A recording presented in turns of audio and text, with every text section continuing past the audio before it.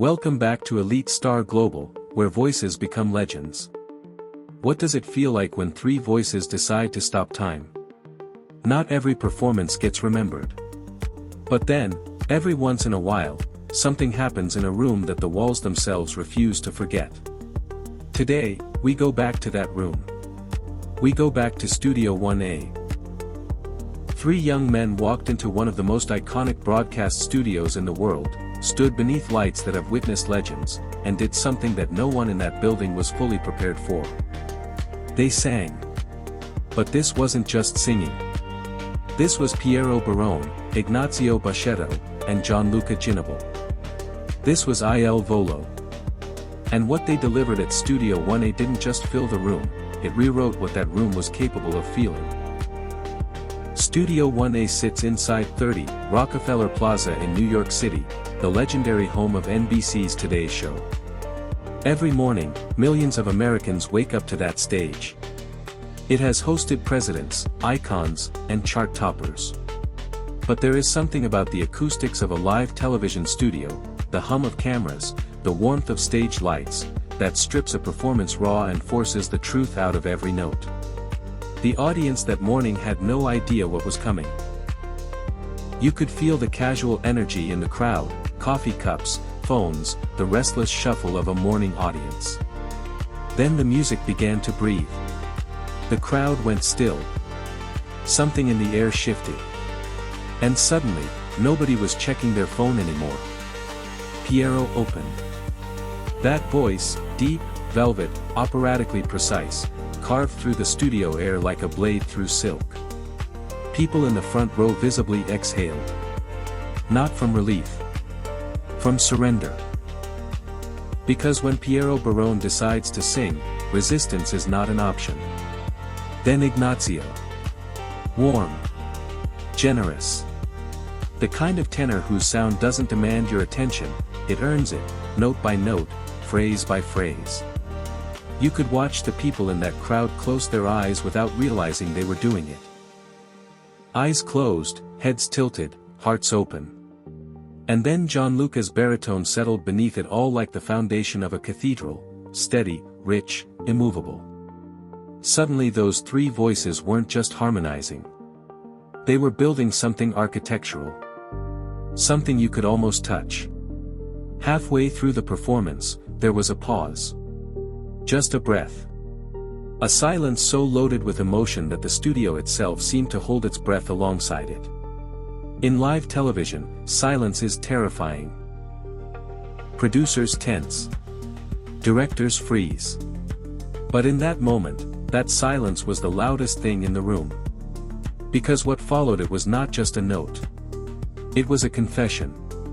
The three voices rose together in a crescendo that seemed to defy the physical limits of what three human beings can produce unamplified. People in the crowd reached for each other. A woman near the stage pressed her hand to her chest. A man wiped his eye and looked away, as if embarrassed by what the music had found inside him. When the clip hit the internet, the reaction was immediate and overwhelming.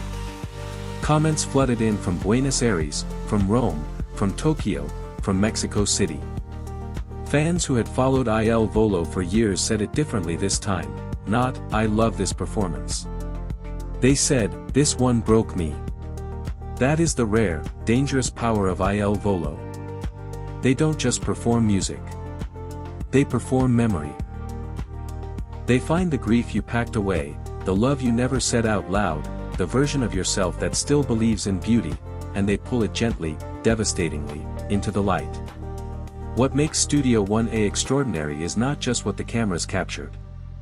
It's what they didn't. The glance between Piero and Ignazio in the final chorus, a look that needed no words. The way Gianluca steadied his breath before his first phrase, eyes briefly closed, as if in prayer. The brotherhood that years of shared stages, shared losses, and shared victories had carved into the way these three men move around each other. They have grown up together under the world's gaze. And somehow, despite that, or perhaps because of it, they have never lost the thing that made them extraordinary from the very beginning, the absolute, unconditional trust in each other's voice. Studio 1A is not a concert hall. It is not an opera house. It was never designed to host the kind of music Volo carries. And yet, it became one. For those few minutes, 30 Rockefeller Plaza was transformed into something sacred. Into a space where three Italian voices reminded an entire generation why classical music was never meant to stay behind velvet ropes. It was always meant for everyone. That is the quiet revolution of Volo.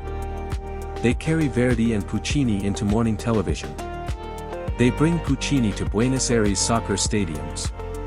They make a 70-year-old woman in Kansas City and a 19-year-old student in Seoul feel the exact same thing at the exact same moment. That is not a small thing. That is extraordinary. When the last note dissolved into the Studio 1A air, the applause didn't come immediately. There was a breath, one long, collective, involuntary breath, before the room erupted. Because that is what true art does. It doesn't ask for applause. It asks for a moment. Just one moment, where the world goes quiet, and you remember what it means to be human. Volo gave Studio 1A that moment. And Studio 1A, and everyone watching, will carry it forever. Where voices become legends. Tell us in the comments. Which moment in this Studio 1A performance made your heart stop, and why? Drop your answer below. We read every single one.